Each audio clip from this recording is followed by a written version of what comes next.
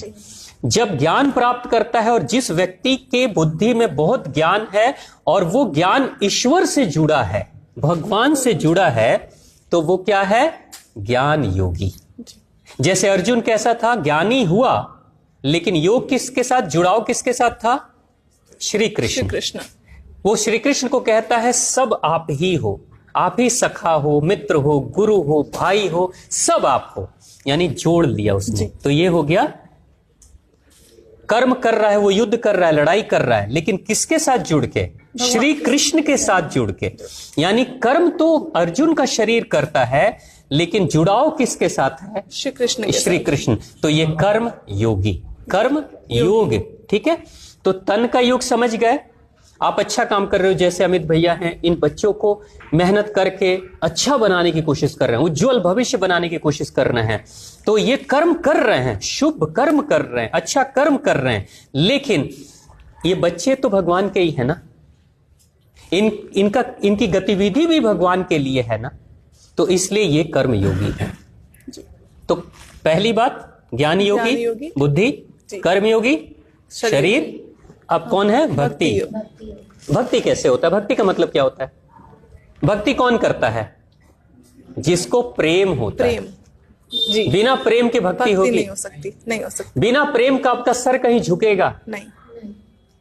आप आईएएस बन जाओ, कल को आप आईएएस बन जाओगे, आईपीएस बन जाओगे, आपके घर में आपसे ज्यादा पढ़ा लिखा कोई नहीं होगा, लेकिन जब आप अपने घर आओगी तो आपकी माँ जो हाउस वाइफ है उनको भी सर झुका के प्रणाम करोगे ना? जी।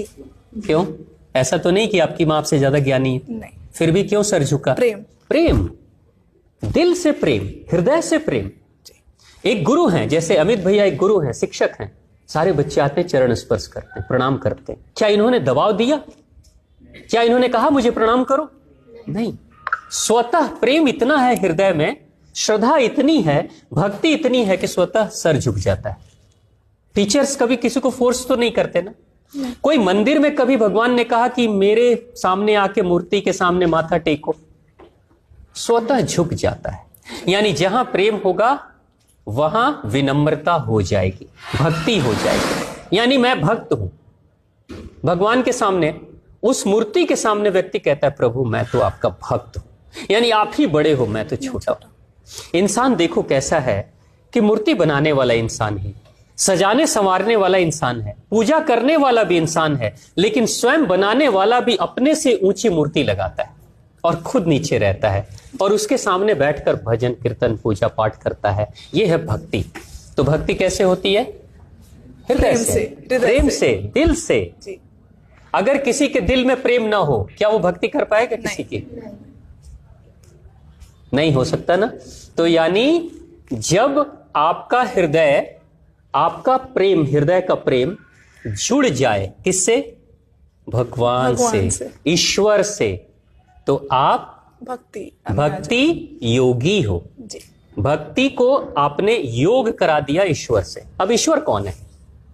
आत्मा कौन है और परमात्मा कौन है? उसी से जुड़ना है ना, ये टारगेट है आपका। आत्मा का मतलब क्या हुआ?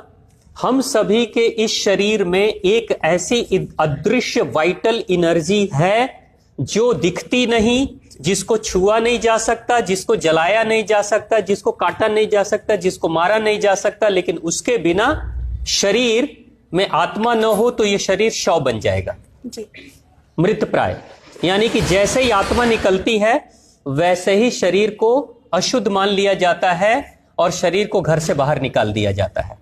उसके बाद मकान का मालिक भी होगा ना तो घर में प्रवेश उसको नहीं मिलता है। क्यों? क्योंकि उसके शरीर में कोई शुद्ध था। तो वो कौन है? आत्मा। और आत्मा किससे जुड़ी है? परमात्मा से। अब यहां पे आत्मा और परमात्मा में भेद कैसे? अब जैसे आप देख लो, इस कमरे में बाहर तो अंधेरा है, यहां रोशनी है, तो ये रोशनी किस लिए है? इस लाइटों के कारण से, इन बल्ब्स के कारण से रोशनी है। अब इन बल्ब्स को रोशनी कौन दे रहा है? किसके कारण से रोशनी आई? किसके कारण से? इलेक्ट्रिसिटी, बिजली, ऊर्जा। ऊर्जा को देखा आपने? नहीं। बिजली को देखा आपने? नहीं। महसूस तो किया है ना? छू के तो महसूस किया होगा कभी ना कभी। अच्छा लगता है ना, कितना अच्छा प्यार से छूता है, बहुत अच्छा लगता है ना। मतलब नींद में हो और छू जाए तो तुरंत से जाग जाएगा इंसान, ठीक है। तो महसूस किया, तो आत्मा का मतलब क्या हुआ कि वो ऊर्जा जो दिखती नहीं, उसको जला नहीं सकते, मार नहीं सकते, काट नहीं सकते। अब बिजली को कोई काटे, मारे, कुछ भी करे, होगा? कुछ नहीं होगा। लेकिन बिना बिजली के बल्ब नहीं जलेगी, बिना बिजली के रोशनी नहीं आएगी।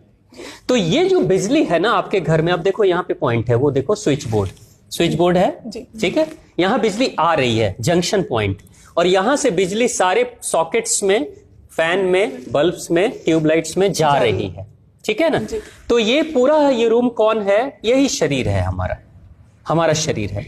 अभी देखो आत्मा आई उस बोर्ड में, आत्मा आ गई, यानी ऊर्जा आ गई। अब वहां से वो बल्ब जला, ये फैन चला, वो ट्यूबलाइट जली, वहां से ऊर्जा जा रही है ना। तो वैसे ही आत्मा हम सभी के अंदर आ गई, एक बोर्ड की तरह। अब वही ऊर्जा आंखों को मिली तो आंखें देखती हैं, वही ऊर्जा कानों को मिली तो कानें सुनती हैं, वही ऊर्जा नाक को मिली तो ऑक्सीजन लेती है, वही ऊर्जा लीवर को मिली तो खाने को पचाने में मदद करती है, वही ऊर्जा किडनी को मिली तो वाटर को, शरीर के अंदर के रक्त को और पानी को शुद्ध करती है, वही ऊर्जा पैरों को मिली, हाथ को मिली, मस्तिष्क को मिली, सारे काम हो रहे हैं। लेकिन जैसे ही ये ऊर्जा खत्म, अब इस बोर्ड में लाइट है तो इनका इस्तेमाल कर रहे हो, लाइट कट जाएगी तो ये सारे निष्क्रिय हो गए, ठीक है। तो ये बोर्ड आत्मा, वो ऊर्जा आत्मा। लेकिन ये पावर जो इस बोर्ड में आई है वो कहां से आ रही है? परमात्मा से। ट्रांसफार्मर, मेन ट्रांसफार्मर कहीं